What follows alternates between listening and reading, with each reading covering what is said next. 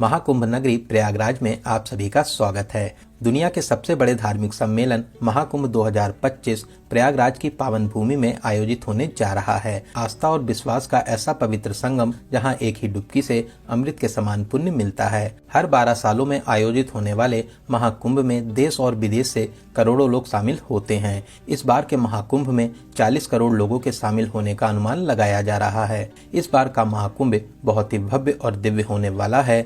मेला क्षेत्र के साथ साथ पूरे ही शहर को दुल्हन की तरह सजाया जा रहा है। जगह जगह पार्क, विशाल प्रतिमाएं और पक्के घाटों का निर्माण किया जा रहा है। 13 जनवरी से 26 फरवरी तक 45 दिनों का ये महाकुंभ लोगों की आस्था का संगम रहेगा। कुंभ में शाही स्नान का विशेष महत्व माना जाता है। शाही स्नान के दिन स्नान करने से सभी पापों से मुक्त होकर मोक्ष की प्राप्ति होती है। इस पावन भूमि पर मां गंगा, यमुना और अदृश्य सरस्वती का पवित्र संगम होता है, जिसे त्रिवेणी संगम कहते हैं। इस संगम में स्नान करने से सभी मनोकामनाएं पूरी होती हैं। प्रयागराज में हर वर्ष माघ मेला, 6 वर्षों में अर्ध कुंभ और 12 वर्षों में महाकुंभ का आयोजन किया जाता है। तो दोस्तों, आज के इस खास और इन्फॉर्मेटिव वीडियो में मैं आपको महाकुंभ 2025 की संपूर्ण जानकारी देने वाला हूं। अगर आप भी इस महाकुंभ में आने की प्लानिंग बना रहे हैं तो आप एकदम सही वीडियो देख रहे हैं। ये वीडियो आपकी बहुत हेल्प करेगा। इस वीडियो में बात करेंगे आप यहाँ तक कैसे पहुँचेंगे, रुकने के लिए होटल, धर्मशाला या टेंट कहाँ पर लेना चाहिए, स्नान और दर्शन का सही तरीका क्या है, यहाँ पर दर्शन करने के प्रमुख स्थान कौन से हैं, और वीडियो के लास्ट में बात करेंगे संपूर्ण बजट की। तो महाकुंभ दर्शन की A to Z complete information के लिए वीडियो को एक बार पूरा जरूर देखें। दोस्तों, इस बार के महाकुंभ में लोगों की संख्या को देखते हुए शासन और प्रशासन ने विशेष तैयारियां की हैं। मेला क्षेत्र को यूपी का 76वां जिला बनाया गया है, जिसे 25 सेक्टरों में बांटा गया है। भक्तों की भीड़ एक जगह इकट्ठा न हो, इसके लिए 7 पक्के घाट भी बनाए गए हैं। साथ ही सभी की सुरक्षा के लिए पुलिस, सेना, PAC, NDRF, SDRF, जल पुलिस, पैरामिलिट्री और प्राइवेट पुलिस के लाखों जवान तैनात किए गए हैं। मेले की साफ सफाई और देखरेख के लिए हजारों सफाई मित्र भी सेवा दे रहे हैं। लोगों को आने जाने में कोई भी परेशानी ना हो, इसके लिए अलग अलग मार्ग बनाए गए हैं। साथ ही साथ सभी मार्ग पर पार्किंग की विशेष सुविधा भी दी गई है, जिससे सभी लोग कम से कम चलकर घाट तक पहुंच सकें। तो चलिए वीडियो में आगे बढ़ते हैं और बात करते हैं आप प्रयागराज तक कैसे पहुंचेंगे।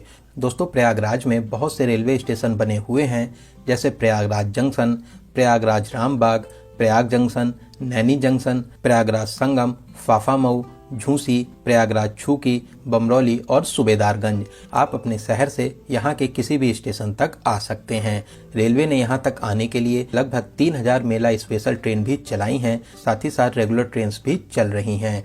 वहीं उत्तर प्रदेश के हर जिले से रोजाना बहुत सी बसेस प्रयागराज के लिए लगाई गई हैं। साथ ही 7000 नई शटल बसेस को भी शहर में चलाया जाएगा। बात करें फ्लाइट की, तो प्रयागराज में भी एयरपोर्ट है। इसके अलावा लखनऊ, बनारस, पटना तक आने के बाद भी आप प्रयागराज तक आ सकते हैं। तो चलिए, प्रयागराज पहुंचने के बाद में अब हम लोग बात करते हैं रुकने के लिए होटल, धर्मशाला या टेंट कैसे बुक करना चाहिए। दोस्तों, महाकुंभ के दौरान शहर के सभी छोटे बड़े होटल, धर्मशाला पहले से ही फुल मिलेंगे, तो आप भी पहले से ही ऑनलाइन बुकिंग करके आइए। आप प्रयागराज रेलवे स्टेशन के पास में, रामबाग स्टेशन के पास में या मेला क्षेत्र से 5 से 6 किलोमीटर दूरी तक आप होटल ले सकते हैं। मेले के दौरान नॉर्मल होटल्स की भी 2000 से 3000 में स्टार्टिंग होगी। वहीं अच्छे होटल 7000, 8000 या 10,000 तक के बजट में मिलेंगे। वहीं दोस्तों, कुंभ मेला में डोम सिटी और टेंट सिटी भी बनी हुई है। अगर आप यहाँ के टेंट में बुकिंग करना चाहते हैं तो आप कुंभ मेला की ऑफिशियल वेबसाइट kumbh.gov.in से कर सकते हैं। ऑफिशियल वेबसाइट पर जो 10 वेंडर दिए गए हैं, इन्हीं से ही आप बुक करें, वरना आप फ्रॉड का भी शिकार हो सकते हैं। यहाँ पर आप लग्जरी, डिलक्स, सेमी डिलक्स और VIP टेंट तक बुक कर सकते हैं। इनकी स्टार्टिंग 8000 से हो जाती है। इसके अलावा मेला क्षेत्र में जगह जगह रेन बसेरा भी बने हुए हैं। कुछ रेन बसेरा फ्री हैं और कुछ में आपको 100 से 200 रुपए पर बेड का चार्ज भी देना रहता है। दोस्तों, इन टेंट्स के अलावा यहाँ पर बहुत से संत महात्माओं, कथावाचकों के भी बड़े बड़े पंडाल बनाए गए हैं, जहाँ पर आप प्रवचन भी सुन सकते हैं। साथ ही साथ आप यहाँ पर आज्ञा लेकर रुक भी सकते हैं। इसके अलावा सभी रेलवे स्टेशन के बाहर बड़े बड़े टेंट भी लगाए गए हैं, जहाँ पर आप फ्री में रुक सकते हैं। लेकिन दोस्तों, मैं आपको एडवाइस करूंगा, आप कोशिश करिए कि आप अपने शहर से सुबह प्रयागराज आ जाएं। पूरा दिन स्नान और घूमने के बाद में शाम वाली ट्रेन से आप अपने घर के लिए वापसी कर लीजिए। दोस्तों एक बात का आपको विशेष ध्यान देना होगा, शाही स्नान के दिन शहर में सभी प्राइवेट वाहन बंद रहेंगे। आप जिस भी मार्ग से आएंगे वहीं पर आपको पार्किंग मिल जाएगी। साथ ही नजदीकी घाट पर आपको स्नान करना रहेगा। आप मान के चलिए कि आपको कम से कम 2 से 3 किलोमीटर चलना भी होगा। नॉर्मल डेज में रेलवे स्टेशन या बस स्टैंड से ऑटो या ई रिक्शा में 20 से 30 रुपए का किराया देकर आप न्यू नैनी ब्रिज, बहराना या चुंगी तक आ जाएंगे। फिर आप 1 से 2 किलोमीटर चलकर मुख्य मेला क्षेत्र में आकर बड़े हनुमान मंदिर किले के पास में आकर स्नान कर सकते हैं। तो चलिए दोस्तों, अब हम लोग बात करते हैं यहाँ पर स्नान करने का सही तरीका क्या है। दोस्तों यहाँ पर जगह जगह साफ सुथरे घाट बने हुए हैं। आप रेलिंग के अंदर रहकर हर हर गंगे का जाप लगाकर आस्था की पावन डुबकी लगा सकते हैं। वहीं दोस्तों इन घाटों पर स्नान करने के अलावा आप अगर चाहें तो नाव के माध्यम से त्रिवेणी संगम के पास भी जा सकते हैं। नाव वाले 150 से 200 रुपए का चार्ज करते हैं। यहाँ पर साइबेरियन पक्षी आपका चहचहाते हुए स्वागत करते हैं। आप त्रिवेणी संगम में पावन स्नान करके पुण्य प्राप्त कर सकते हैं। दोस्तों बहुत ही दिव्य और भव्य महाकुंभ का आयोजन किया जा रहा है। आप भी यहाँ पर आस्था की डुबकी लगाने जरूर आइए। दोस्तों इस बार 13 जनवरी से महाकुंभ शुरू हो रहा है। पहला शाही स्नान भी 13 जनवरी पौष पूर्णिमा को होगा।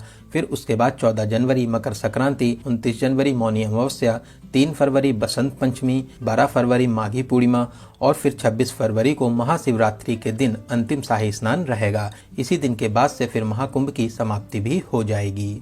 दोस्तों क्या आप जानते हैं इस कुंभ की शुरुआत कैसे हुई? शास्त्रों के अनुसार दुर्वासा महर्षि के श्राप से देवता कमजोर होने लगे। तब देवता विष्णु भगवान के पास पहुंचे। विष्णु जी ने उन्हें असुरों के साथ मिलकर समुद्र मंथन का उपाय बताया। तब भगवान विष्णु ने कछुए का रूप धारण कर मंदरांचल पर्वत को ऊपर रखकर वासुकी नाग को नेथी बनाया और फिर समुद्र मंथन शुरू हुआ। समुद्र मंथन से अमृत कुंभ निकला। अमृत कुंभ के लिए 12 दिनों तक राक्षसों और देवताओं के बीच भयंकर संग्राम हुआ। इसी बीच अमृत की 4 बूंदें पृथ्वी पर आ गिरी। ये बूंदें हरिद्वार, प्रयागराज, उज्जैन और नासिक में आ गिरी। तभी इन जगहों पर कुंभ का आयोजन किया जाता है और 12 सालों में प्रयागराज में महाकुंभ का आयोजन होता है। कुंभ के दौरान इन नदियों का जल अमृत के समान माना जाता है। तो दोस्तों यहाँ पर पावन स्नान करने के बाद में अब हम लोग बात करते हैं प्रयागराज में आप और कहाँ दर्शन कर सकते हैं। दोस्तों यही घाट के पास में ही किला बना हुआ है। किले के अंदर प्राचीन अक्षय वट है। यहाँ पर आप दर्शन जरूर करें। ऐसी मान्यता है वनवास के दौरान राम जी भी यहाँ पर रुके थे। साथ ही साथ किले के अंदर प्राचीन पातालपुरी मंदिर भी है। आप यहाँ पर भी दर्शन आदि कर सकते हैं।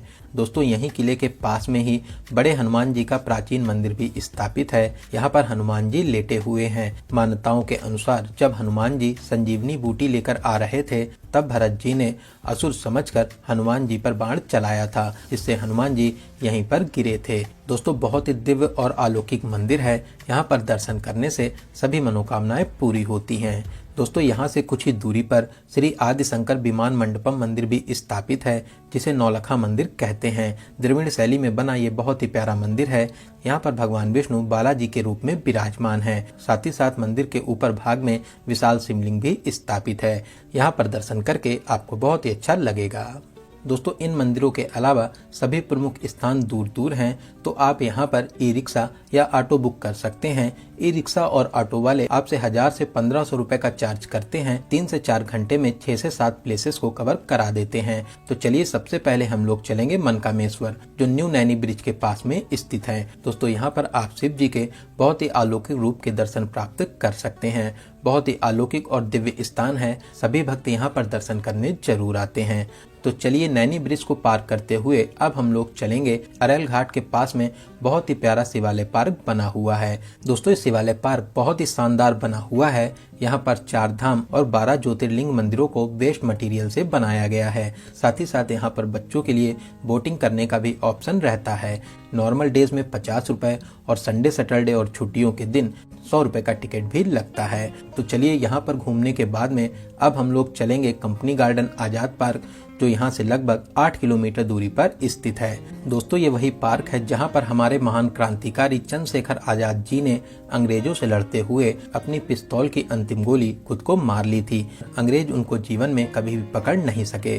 दोस्तों ये पार्क बच्चों के लिए बेस्ट पिकनिक स्पॉट है। साथ ही साथ यहाँ पर बहुत से झूले भी लगे हुए हैं। तो चलिए यहाँ पर घूमने के बाद में अब हम लोग चलेंगे भरद्वाज पार्क और आश्रम, जो यहाँ से कुछ ही दूरी पर स्थित है। दोस्तों यहाँ पर ऋषि भरद्वाज जी की विशाल प्रतिमा स्थापित है। साथ ही साथ पार्क को भी बहुत ही प्यारा बनाया गया है। फोटो शूट के लिए ये बेस्ट प्लेस रहता है। तो यहाँ पर आप अपनी यादों के लिए प्यारी प्यारी फोटो शूट भी करा सकते हैं। वहीं यहाँ से कुछ ही दूरी पर आनंद भवन भी है, आप वहाँ पर भी घूमने जा सकते हैं। तो यहाँ पर घूमने के बाद में अब हम लोग फिर से मेला क्षेत्र के पास आ जाएंगे और अब हम लोग चलेंगे अलोपी माता मंदिर, जो यहाँ से मात्र 200 मीटर दूरी पर ही स्थित है। दोस्तों ये बहुत ही प्राचीन मंदिर है, जो माता सती के 51 शक्तिपीठों में से एक है। यहाँ पर दर्शन करने के विशेष महत्व माने जाते हैं। आप मंदिर में प्रवेश कर माता रानी के अद्भुत रूप के दर्शन कर आशीर्वाद प्राप्त कर सकते हैं। तो यहाँ पर दर्शन करने के बाद में अब हम लोग चलेंगे नाग वासुकी मंदिर, जो यहाँ से लगभग 2 किलोमीटर दूरी पर स्थित है। दोस्तों ये प्रयागराज के प्रमुख मंदिरों में से एक है। यहाँ पर भगवान नाग वासुकी विराजमान है। नाग वासुकी जी ने समुद्र मंथन पर नेति अर्थात रस्सी की भूमिका निभाई थी। तो आप यहाँ पर दर्शन करने जरूर आएं। दोस्तों यहाँ से कुछ ही दूरी पर प्राचीन वेणी माधव मंदिर भी स्थापित है। वेणी माधव जी को मेला क्षेत्र का रक्षक और प्रयागराज का मुख्य देवता माना जाता है। आप अपनी लिस्ट में इस मंदिर को जरूर शामिल करें। तो दोस्तों इन सभी प्रमुख मंदिरों में दर्शन करने के बाद में आप शाम वाली ट्रेन या अगले दिन अपने घर के लिए वापसी भी कर सकते हैं। तो चलिए दोस्तों अब हम लोग बात करते हैं सबसे जरूरी क्वेश्चन बजट का। कितने बजट में आप इस पावन यात्रा को पूरा कर लेंगे। दोस्तों अगर आप 2 लोग हैं और आप सेम डे आकर अपने घर के लिए वापसी कर लेते हैं तो आप मान के चलिए कि 3000 से 4000 प्लस ट्रेन टिकट, इतने बजट में आप इस पावन यात्रा को पूरा कर लेंगे।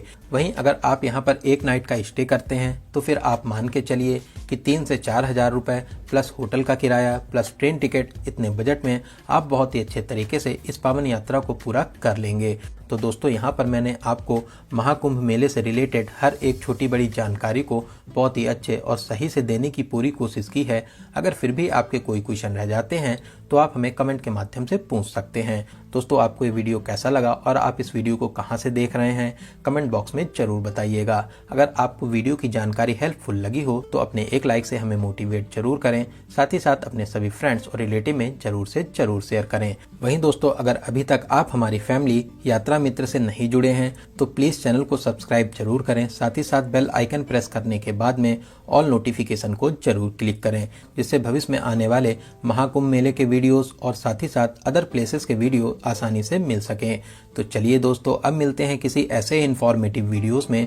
तब तक आप अपना और अपने परिवार का बहुत ज्यादा ख्याल रखें। आपकी यात्रा सफल, सुगम और मंगलमय हो। जय हिंद, जय भारत, हर हर गंगे।